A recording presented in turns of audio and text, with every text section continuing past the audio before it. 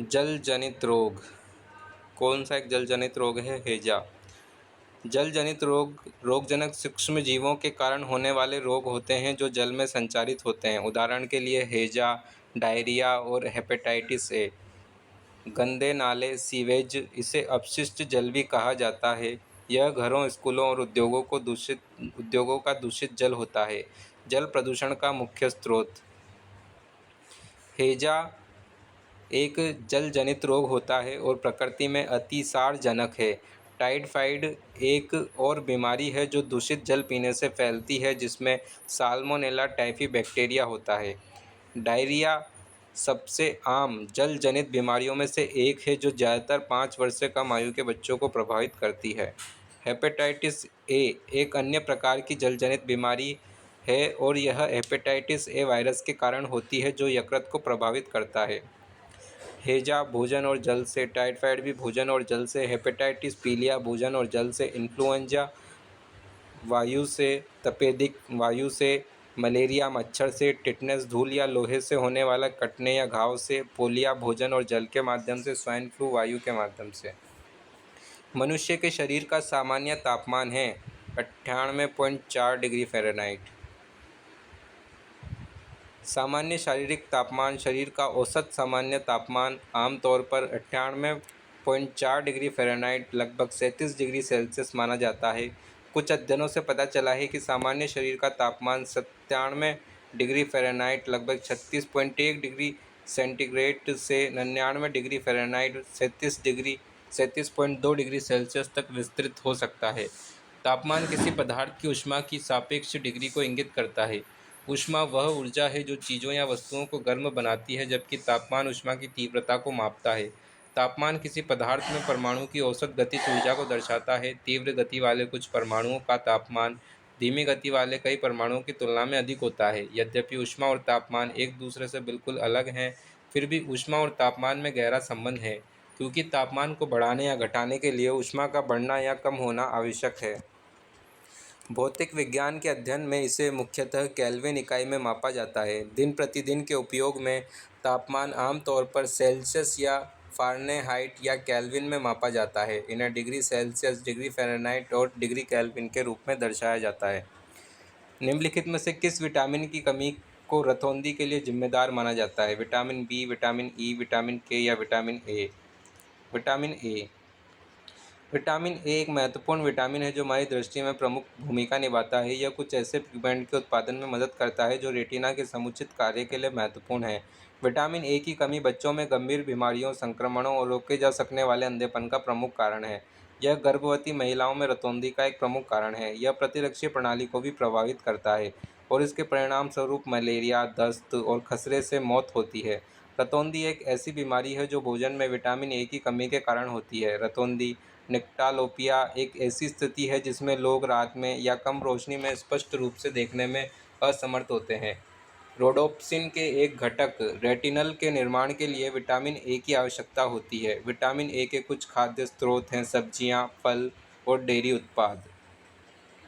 Ethanol का अधिक seven किस अंग को नुकसान पहुंचाता है? वृक्क, फेफड़े, हृदय या यकृत को? एथेनॉल, जिसे अल्कोहल भी कहा जाता है, मुख्यतः यकृत में उपापचयित होता है।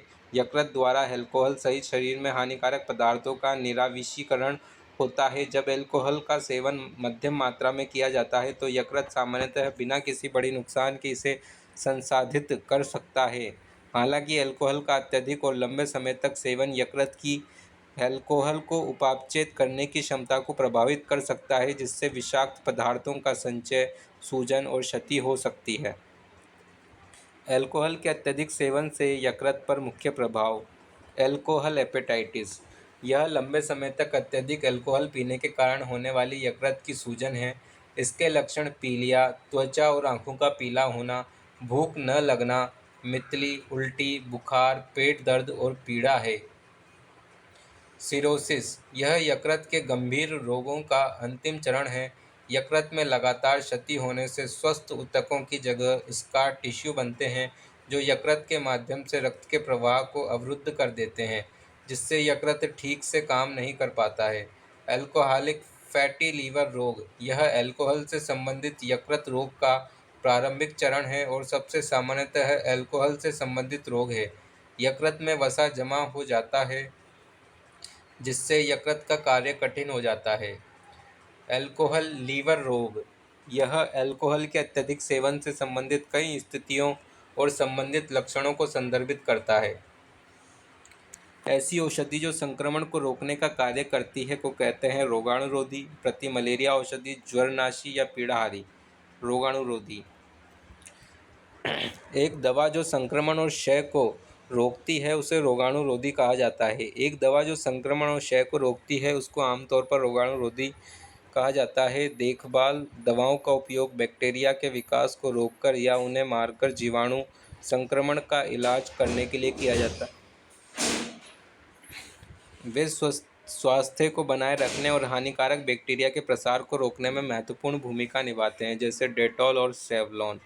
मलेरिया रोधी दवा, मलेरिया रोधी दवा विशेष रूप से प्लाज्मोडियम परजीवी के कारण होने वाली मच्छर जनित संक्रामक बीमारी मलेरिया से निपटने के लिए तैयार की गई है।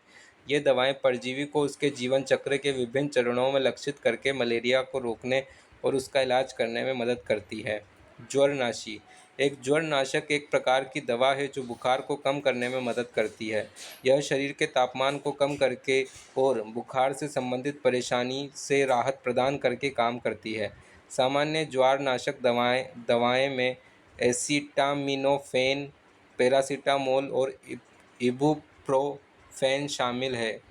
विभिन्न स्थितियों के कारण होने वाले बुखार को प्रबंधित करने के लिए इन दवाओं का व्यापक रूप से उपयोग किया जाता है। दर्दनाशक, एक एनाल्जेसिक एक प्रकार की दवा है जो दर्द से राहत दिलाने में मदद करती है। यह शरीर में दर्द संकेतों को कम करके, आराम प्रदान करके और असुविधा को कम करके काम करती है। सामान्य एनाल्जेसिक दवाओं में एसिटामिनोफेन, पैरासीटामोल, इबुप्रोफेन और एस्पिरिन शामिल है।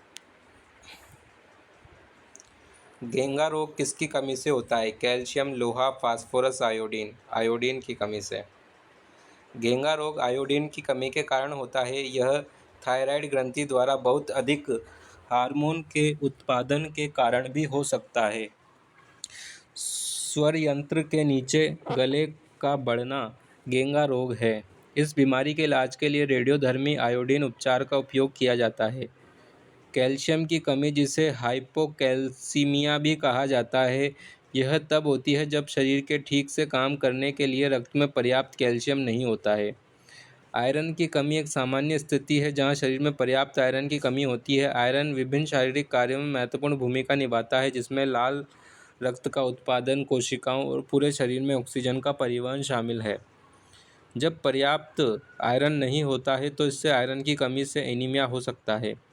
फास्फोरस की कमी, फास्फोरस एक महत्वपूर्ण खनिज है जो हड्डियों, दांतों और अन्य ऊतकों में पाया जाता है। हालांकि हड्डियों के स्वास्थ्य संबंधी चर्चाओं में अक्सर कैल्शियम को पीछे छोड़ दिया जाता है, लेकिन यह भी उतना ही महत्वपूर्ण भूमिका निभाता है।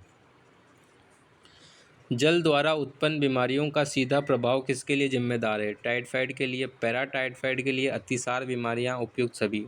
टाइफाइड के लिए। जल जनित रोगों का मानव स्वास्थ्य पर महत्वपूर्ण सीधा प्रभाव पड़ता है। दूषित पानी के संपर्क में आने से गैस्ट्रोइंटेस्टाइनल बीमारियां हो सकती है। सबसे आम उदाहरण टाइफाइड है। टाइफाइड बुखार साल्मोनेला टाइफी जीवाणु के कारण होता है और इसमें तेज बुखार, पेट दर्द और कमजोरी होती है। टाइफाइड आमतौर पर दूषित भोजन या पानी से फैलता है। कई विकासशील क्षेत्रों में टाइफाइड एक सार्वजनिक स्वास्थ्य समस्या बनी हुई है। सुरक्षित पानी और स्वच्छता तक पहुंच की कमी से खतरा बढ़ जाता है। अतिसार रोग, डायरिया रोग एक महत्वपूर्ण स्वास्थ्य चिंता है, विशेषकर छोटे बच्चों के लिए। यह 5 वर्ष से कम उम्र के बच्चों में मृत्यु का तीसरा प्रमुख कारण है। आमतौर पर यह आंत्रपथ में संक्रमण का एक लक्षण है। यह विभिन्न जीवाणु, वायरल और परजीवी जीवों के वायरल कारण हो सकता है। सैकरीन के बारे में निम्नलिखित में से कौन सा कथन सही है? इसका उपयोग मधुमेह के रोगियों के लिए एक कृत्रिम मधुरक के रूप में किया जाता है। इसे ग्लूकोज से तैयार किया जाता है। यह प्राकृतिक शर्करा है। यह वसा की तरह एक उच्च ऊर्जा यौगिक है। शर्करा के प्रतिस्थापित वे पदार्थ हैं जो मधुरक को प्रतिस्थापित करते हैं। इन्हें कृत्रिम मधुरक भी कहा जा सकता है। उदाहरण के लिए सैकरिन, सुक्रालोज, एस्पार्टेम, एलिटेम आदि। प्राकृतिक मिठास कैलोरी की मात्रा बढ़ाती है और इसलिए बहुत से लोग कृत्रिम मिठास का उपयोग करना पसंद करते हैं। उदाहरण के लिए लैक्टोज, दूध, फ्रक्टोज, शहद आदि। सैकरिन यह एक कृत्रिम मिठास है जो शर्करा से 300-400 गुना अधिक मीठा होता है। यह शून्य कैलोरी विकल्प के रूप में लोकप्रिय है जिसका उपयोग बेकरी उत्पादों, पेय, जैम, च्युइंग गम, डिब्बाबंद फल आदि सहित विभिन्न खाद्य पदार्थों में किया जाता है। कृत्रिम मिठासों का मिठास मूल्य नीचे सूचीबद्ध है। एस्पार्टेम एस्पार्टेम गन्ने की शर्करा से 100 गुना अधिक मीठा होता है। सैकरिन गन्ने की शर्करा से 550 गुना अधिक मीठा होता है। सुक्रालोज गन्ने की शर्करा से 600 गुना अधिक मीठा होता है। एलिटेम गन्ने की शर्करा से 2000 गुना अधिक मीठा होता है।